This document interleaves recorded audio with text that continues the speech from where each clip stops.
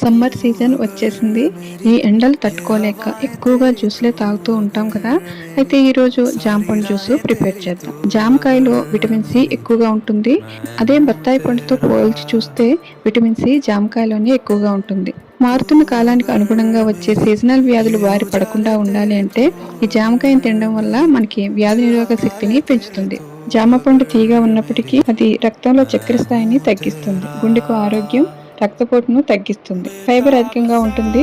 జామకాయ నేరుగా తింటే కొంతమందికి కడుపు నొప్పి వచ్చే అవకాశం ఉంటుంది. అలాంటి వాళ్ళు ఇలా జ్యూస్ చేసుకుని త్రాగితే జీర్ణక్రియ తేలిగ్గా జరుగుతుంది. జామ పండుని చిన్న చిన్న ముక్కలుగా కట్ చేసుకొని మిక్సీ జార్లో వేసుకొని దాంట్లోకి తగినంత సాల్ట్, అలాగే షుగరు, పుదీనా కొద్దిగా, కారం కోసం పచ్చిమిర్చి తగినంత వేసుకోవాలి. అలాగే జీలకర్ర పౌడర్ కొద్దిగా, నిమ్మరసం ఒక చెక్క పిండుకోవాలి. వాటర్ వేసుకొని ఈ విధంగా మిక్సీ జార్లో మనం మెత్తగా జ్యూస్ చేసుకోవాలి.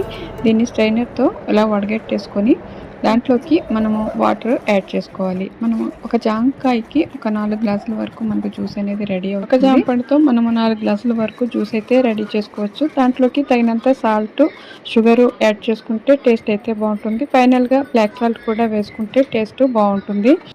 ఐస్ క్యూబ్స్ అయితే వేసుకొని ఈ జ్యూసు తాగితే చాలా టేస్ట్గా ఉంటుంది. ఈ సమ్మర్లో రకరకాల జ్యూస్లు అయితే మనం ప్రిపేర్ చేద్దాం. ఈరోజు అయితే జామ పండు జ్యూస్ చేసాం.